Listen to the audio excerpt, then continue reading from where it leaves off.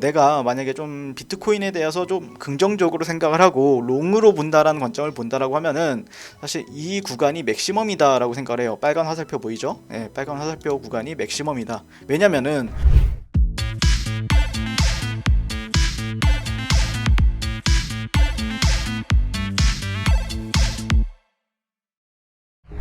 자, 안녕하세요. 코인 명가의 리더입니다. 오늘 촬영 날짜는 4월 26일 화요일이고요. 영상에 앞서서 영상 하단 링크로 코인에 대한 정보를 이제 신청하신 분들 같은 경우에 저희 팀에서 운영하고 있는 VIP방에 무료로 입장시켜드리고 있습니다. 신청하셔서 급등할 코인들, 그리고 또 비트코인에 대한 분석, 시황, 그리고 전 세계적으로 글로벌 이슈라든지 이런 걸 포함해서 저희가 제공을 해드리고 있고요. 또한 이제 매수나 매도에 대한 트레이딩 전략까지 함께 제공해드리고 있기 때문에 함께 하시면 좋을 것 같습니다. 구독과 좋아요, 알림 설정까지 눌러주시면 감사드리겠고, 오늘 같은 경우에는 뭐 특별히 이제 알트코인들보다는 비트코인에 대한 방향성이 상당히 중요합니다. 물론 뭐 카이버 네트워크 같은 경우에는 상당히 강한 흐름을 보여주고 있는데, 지금 또 비트코인을 알아보기 앞서서는 또 이제 나스닥이나 글로벌 증시의 흐름도 상당히 중요해요. 왜냐면은 이 얘기가 나온 거는 좀 오래됐어요. 작년 말부터 나왔던 건데, 연준에서 이제 헬리콥터 머니를 뿌렸었는데 2020년도 코로나가 발생이 되고 나서요. 근데 지금 그런 돈에 대해서 밑장 빼기에 들어갔죠. 금리 인상을 하고 있죠. 그 이유 같은 경우에는 인플레이션이 원자재 가격의 상승에 따른 인플레이션이 발생함에 따라서 이거를 두고만 볼 수 없다라고 연준에서는 생각을 하고 있기 때문에 현재 달러 금리 인상을 진행하고 있다라고 보시면 될 것 같고, 사실 이제 달러 같은 경우에는 저항 레벨에 조금 근접해 있어요. 여기서 이제 2017년도에 저항을 받았던 레벨, 그리고 2020년도 코로나가 발발하기 전에 저항을 받았던 레벨, 그리고 이번에 올라가게 되면은 또 이 구간 102포인트, 103포인트 사이에서는 아마도 저항을 받지 않을까라고 생각을 하는데, 만약에 이 구간을 또 돌파를 하려고 한다라고 하면은 조금 증시는 추가 증시나 아니면은 그러니까 불안전 자산이라고 할 수 있는 게 주식 그리고 코인이죠. 코인 같은 경우에는 조금 시장이 약세장이 지속적으로 진행이 될 수 있다. 근데 만약에 이런 데서 저항을 받았던 것처럼 저항을 받게 되면은 그래도 시장 같은 경우에는 반등을 좀 할 확률이 높다라고 좀 바라보고 있어요. 그래서 이 달러 기축통화가 얼마만큼 어떤 움직임을 보여주느냐에 따라서 시장이 조금 바뀔 것 같아요. 근데 달러 같은 경우에도 89, 88포인트대에서 거의 계속해서 달려왔기 때문에 그래도 좀 쉬어가지는 않을까라고 좀 생각이 들어요. 그러니까 바로 즉각적으로 만약에 돌파가 나온다고 하더라도 즉각적인 돌파보다는 그래도 어느 정도의 조정을 좀 시간을 보내다가 뭐 돌파든 돌파 시도든 아니면 다시 조정을 받든 이런 움직임을 보여주지 않을까라고 좀 생각이 들고, 그럼에 따라서 지금 나스닥 같은 경우도 좀 지켜보고 있는데, 나스닥 같은 경우에는 현재 지지 레벨에 근접을 했죠. 일봉을 보시면은 위로 올라가면 저항 레벨은 상당히 많습니다. 4시간 봉을 본다라고 했을 때는 저항 레벨도 상당히 많아요. 그런데 이런 88.6포인트, 88.6 그러니까 피보나치 레벨의 이 저가와 이 고가의 88.6% 같은 경우에는 나스닥 같은 경우에는 이런 배트 패턴에 기반을 두고 전략을 짜는 사람들이 생겨요. 트레이더들 같은 경우에는 이런 식으로요. 그래서 지지 레벨에서는 일단은 반등을 줬다. 하지만 저항 레벨은 많다. 그렇기 때문에 아마 좀 출렁이지 않을까라고 생각이 들어요. 글로벌 증시 같은 경우에도.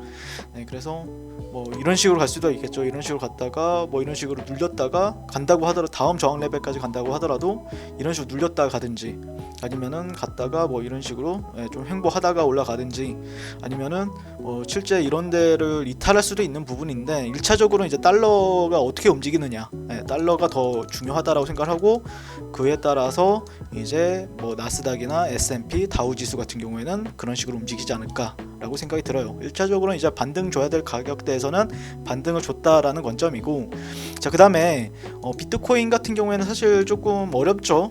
어려워요 좀. 그러니까 이게 올라갈 것 같았는데, 그러니까 어떻게 보면은 이런 데서 이제 제일 처음 언제였죠? 3월 말에 일봉을 보시게 되면은 그림이 이쁘잖아요. 네, 여기서 이제 지지를 받아줬고 두 번 정도 가량, 그 다음에 여기서는 저항을 받으면서 약간 삼각 수렴이 되는 움직임이었고, 수렴을 돌파하고 이런 데서 좀 지지받고 다시 한 번 더 올라가 주면은 상당히 이쁜 그림이거든요. 네, 그래서 아마 이런 데서 롱 관점을 뭐 상방에 대한 베팅을 하신 분들이 상당히 많을 거라고 보고 있는데, 근데 이런 데가 이제 페일러 현상이 일어난 거죠. 페일러 같은 경우에는 네, 실패했다. 네, 그러니까 추세 이런 수렴 돌파 이후에 올라가는 게 정상이라고 하면은 이런 데를 이탈함으로써 저항받고 더 빠지는 용도, 이런 데가 이제 저항대로 작용을 하면서 페일러 현상이 일어났다, 그러니까 실패했다라고 보시면 되는데, 그리고 나서 쭉 다시 한 번 더 직전 어떤 매물대까지 내려온 모습이에요. 직전 매물대까지요. 그러다 보니까 지금은 어떻게 보면은 횡보라고 좀 보시면 되는데, 일단은 좀 제가 시장 그 글로벌 시장이나 아니면은 비트코인 시장이나 좀 제가 아쉽다라고 생각을 하는 부분은 어떤 거냐면은, 차트적인 요소들보다는 일단 모멘텀적인 부분이 좀 부재해요. 모멘텀적인 부분이 좀 부재하다.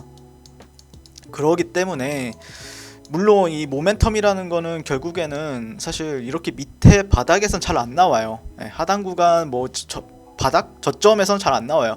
어느 정도 주가가 반등을 한 이후에나 모멘텀이 또 발생이 되거든요. 왜냐면은 그래야 또 달라붙기가 좋으니까요. 시장에서 시장 참여자들이 달라붙기 좋으라고 이제 모멘텀 같은 게 위에서 붙는데, 지금은 모멘텀이 좀 부재한 상황이다라는 관점이고, 현재 그런 관점에서 봤을 때는 좀 비트코인 같은 경우에는 명확하게 또 지켜줘야 될 가격대와 또 뚫어줘야 될 가격대도 있고, 그리고 이탈하면 안 되는 가격대가 있어요. 이탈하면 안 되는 가격대가 있다라는 관점인데, 사실 비트코인이나 나스닥이나 차트는 좀 비슷해요. 그러니까 좀 그 모양새 같은 경우에는 좀 틀릴지 몰라도 최근에 나왔던 패턴 같은 경우에는 4시간 봉을 한번 보시게 되면은, 패턴 같은 경우에는 얘도 이런 저점 있죠. 이런 저점과 고점의 88.6%, 그러니까 이 구간에서 두 번 정도 가량 지금 지지를 받아준 상황이에요. 그러니까 패턴으로 보면은 얘도 똑같은 패턴인 거죠. 보시면은 X, A, B, C, D, 이런 식으로 해서 배트 패턴이 형성이 됐어요. 배트 패턴이라고 해요. 사실 저는 어제 여기를 이 저점을 이탈, 그리고 이런 저점들을 이탈하길래 저는 사실 이런 데까지는 한 번 정도 여기서 좀 제대로 된 반등이 나오지 않을까라고 좀 생각이 들었거든요. 근데 살짝 이탈하고 바로 좀 끌어올려주면서 약간 그래도 이런 매물대는 지켜주는구나 라고 좀 판단을 하고 있어요. 근데 물론 내려오게 된다라고 하면은 여기 이 부분은 좀 지켜줘야 되는, 무조건 지켜줘야 되는 가격대라고 생각을 하고 있고, 보통 78.6보다는 88.6, 이 가격대가 상당히 중요합니다. 이 중요하고, 근데 만약에 여기서 내렸으면은 이 한 37,000대, 37,000대가 상당히 좀 중요한 가격대. 왜냐면은 이거는 사실 이제 좀 의미는 많이 없어졌어요. 그냥 얘가 이렇게 저점을 조금씩 올려가면서 추세가 조금씩 올라가고 있구나. 근데 만약에라도 갑자기 뭔가 좀 연준에서 미친 척하고 우리 금리 더 올릴 거야, 금리 더 강하게 올릴 거야, 뭐 아니면 또 다른 뭐 요즘에는 또 중국 봉쇄다, 뭐 이런 식으로 해서 글로벌 악재들이 좀 있는데, 또 여기서 추가적으로 또 어떤 또 우리가 예상하지 못하는 또 악재가 발생이 돼서, 예를 들어서 이런 구간을 또 이탈하잖아요. 그러면은 정말 조금 안 좋아질 수가 있어요. 차트 모양새가 굉장히 안 좋아질 수 있어요. 일단 지금 이런 데는 횡보하는 거다. 일단은 추세가 없다. 추세는 약간 이런 박스권으로 좀 의미 부여할 수도 있는 거고, 하지만 만약에 같은 이런 박스권이라고 하더라도 얘가 다시 한 번 더 이런 식으로 저점 구간을 다시 테스트한다라고 하면은 그 차트 모양새는 그렇게 좋진 않다. 절대 좋진 않다라고 좀 보고 있기 때문에, 우리가 만약에 내가 만약에 좀 비트코인에 대해서 좀 긍정적으로 생각을 하고 롱으로 본다라는 관점을 본다라고 하면은, 사실 이 구간이 맥시멈이다라고 생각을 해요. 빨간 화살표 보이죠? 빨간 화살표 구간이 맥시멈이다. 왜냐면은 추세라는 게 이렇게 쭉 내리기만 하질 않아요. 무슨 말이냐면은, 자, 하방, 그 다음에 횡보라고 보시면 돼요. 이거는. 근데 만약에 추세를 돌리기 위해서는 뭐가 필요하죠?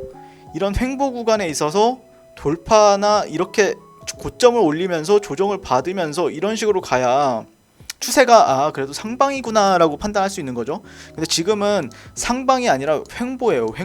횡보고, 자, 하락, 횡보, 그 다음에 만약에 이탈을 한다라고 하면은 이 추세가 이어진다라는 거예요. 그러니까 이 추세만큼 여기에서부터 여기까지 또 떨어질 수가 있다라는 관점이 생길 수가 있기 때문에, 그러면은 투심이 당연히 안 좋아질 수 있겠죠. 투심이 안 좋아질 수 있다. 투심이 좋아지기 위해서는 무조건 이런 데를 지지해주고 조금 다시 한 번 더 횡보해주면서 이런 식으로 조금씩 올려가야 그래도 추세라는 게 있어서 횡보 추세가 이어지고, 그래도 저점은 올리는 추세이기 때문에 횡보라고 할지라도 단기적으로는 저점을 올리는 그래도 상승 추세가 있구나. 저점과 고점을 올리는 상승 추세로 인지할 수 있는 거죠, 트레이더들이. 네, 그러기 때문에 제가 바라보는 관점은 지켜줘야 될 라인은 37,000대, 37,000에서 38,000대, 네, 여기를 꼭 지지하는지 지켜보시면 좋을 것 같고요. 만약에 못 지켜준다라고 생각을 하시면 오히려 저는 좀 하방 거래에 있어서 거래 전략을 짜볼 것 같아요. 네, 하방 거래에 있어서. 그러니까 아직은 하방 거래는 조금 예매해요. 제 기준에서는 하방 거래로 보기에는 조금 예매한 것 같고, 확실하게 이탈하고 되돌림을 준다, 뭐 이런 식으로, 그러면은 좀 시간을 가지고 하방 거래에 대해서 생각을 해볼 것 같습니다. 그 다음에 이제 주봉을 한번 볼 필요가 있는데, 주봉 같은 경우에는 이제 비트코인 그 바이낸스 거래소 기준으로 했을 때는 뭐 그렇게 큰 역사가 없어요. 역사가 없기 때문에 그냥 차라리 좀 역사가 긴 비트파이넥스 거래소를 좀 보는 게 어떨까라고 생각이 들고, 사실 비트파이넥스 거래소 기준으로 봤을 때 시그널적인 부분은 그렇게 좋지는 않습니다. 왜냐면은 보통 해외 트레이더들이 많이 보는 그런 이평이라고 하면은 지수 이동 평균선을 많이 보거든요. 지수 이동 평균선, EMA라고 하죠. EMA 선에서도 이제 50일, 21일 선을 많이 봐요. 50일, 21일 선을 많이 보는데, 이 빨간색이 21일, 그 다음에 파란색이 50일 선이 되겠죠. 50일 선을 많이 보는데, 그런 흐름에 있어서 지금 현재 데드 크로스가 발생이 되고 있다. 물론 여기서 반등을 하면은 데드캣 바운스라고 하죠. 그런데 1차적으로 그렇게 좋은 시그널 자체는 아니에요. 왜냐면은 그러니까 예전 역사를 한번 살펴보자고요. 예전 역사를 한번 살펴보게 되면은, 그러니까 데드캣 바운스가 나왔을 때, 데드캣이 나왔을 때가 물론 여기서도 확실하게 이탈이 나오고 바운스를 했죠. 이런 식으로 반등을 줬죠. 그래서 이런 데서 데드 크로스가 나오고 그 다음부터는 좀 횡보가 좀 길어요. 그러니까 한 최소 못해도 한 1년 정도는 횡보를 밑에서 하기 때문에, 이게 2015년도부터 2016년도 그죠? 근데 물론 이렇게 우상향을 하는 흐름이 나오긴 하죠. 우상향하는 흐름이 나오고, 근데 또 예전에 이제 2018년도, 2019년도를 보시면 이때 데드 크로스가 나오고 나서 또 급락세가 갑자기 나왔어요. 그러니까 이거를 뒤집을 만한 이 추세를 뒤집을 만한 뭔가 흐름이 안 나오다 보니까 하락이 나왔다가 그 뒤에 이제 또 이런 데서 이제 큰 박스권을 만들면서 움직였었던 거죠. 물론은 이거를 그러니까 저 같은 경우에는 겪지 않는 걸 추천을 드리거든요.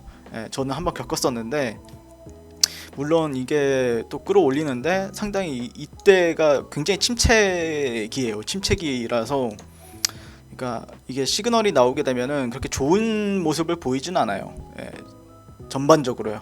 그러니까 그런데 지금 그런 시그널이 나왔다라는 부분에 있어서는 조금 주의할 필요가 있다라는 관점이고, 그러니까 내가 좀 작은 변동성, 그러니까 분봉 단위로의 변동성을 가지고 좀 레버리지를 좀 사용해서 이제 상방이든 하방이든 베팅을 한다라고 하면은 상관이 없는데, 나는 뭐 현물을 들고 있거나 아니면 비트코인에 대해서 조금 적은 레버리지로 해서 좀 중기 투자를 하고 있다라고 하면은, 저라면은 조금은 얘가 좀 회복을 좀 강하게 해주는 모습을 보여준 다음에 한번 투자를 해볼 것 같아요. 왜냐면은 이게 쉽지는 않거든요. 이게 모멘텀이 없다라고 하면은 보통 이런 식으로 빠지는 게 정상이에요.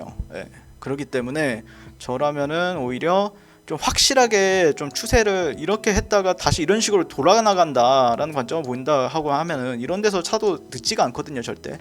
그렇기 때문에 제가 보는 관점에서는 주봉상에서는 데드 크로스가 나왔기 때문에 조금 중기 투자를 하시는 분들 같은 경우에는 조금 주의를 할 필요가 있다.